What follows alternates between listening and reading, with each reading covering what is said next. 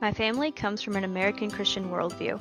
Christian values are embedded in my family and undertone many of the beliefs and traditions we keep, and has shaped my occupational identity. In this video, I am going to mainly focus on the Christian gender norms of the women being the heart of the home and the men working and doing little occupations around the home. Something I did not fully realize until I interviewed my family and reflected upon my occupations was how much I fit into the gender norms of my family. I thought it was interesting that my mom would frequently say things like everyone in our family likes to cook, and it wasn't until I looked back on this that I realized that what she meant was all of the women in our family loves to cook. Most of the occupations my mom discussed were those the women in my family do and did not even consider the relevance of the typical male occupations in our family. For example, many of the men in our family love doing outdoor activities like fishing, hiking, canoeing, and camping, which I also enjoy very much. However, like the women in our family, I love to cook, bake, and do crafts. I learned to knit from my great aunt, and my mom taught me how to first paint and draw. Do-it-yourself really runs in the women of my family, and I definitely take after this tradition.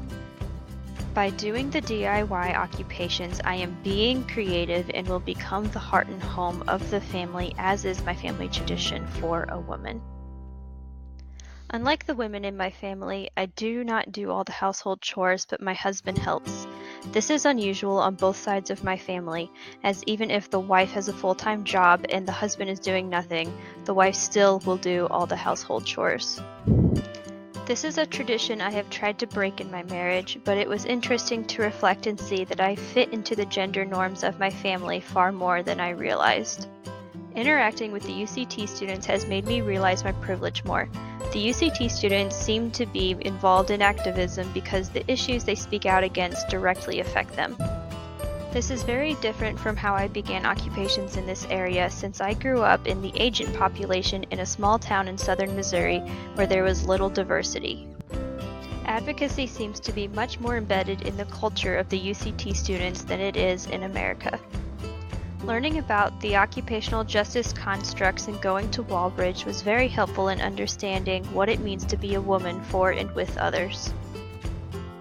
Having first-hand experience seeing how the constructs played out at Walbridge allowed me to practically apply them to our situation, and it was easy to see how the context was stopping them from performing the occupations that are expected of them despite the lack of resources, which is very different from my experience.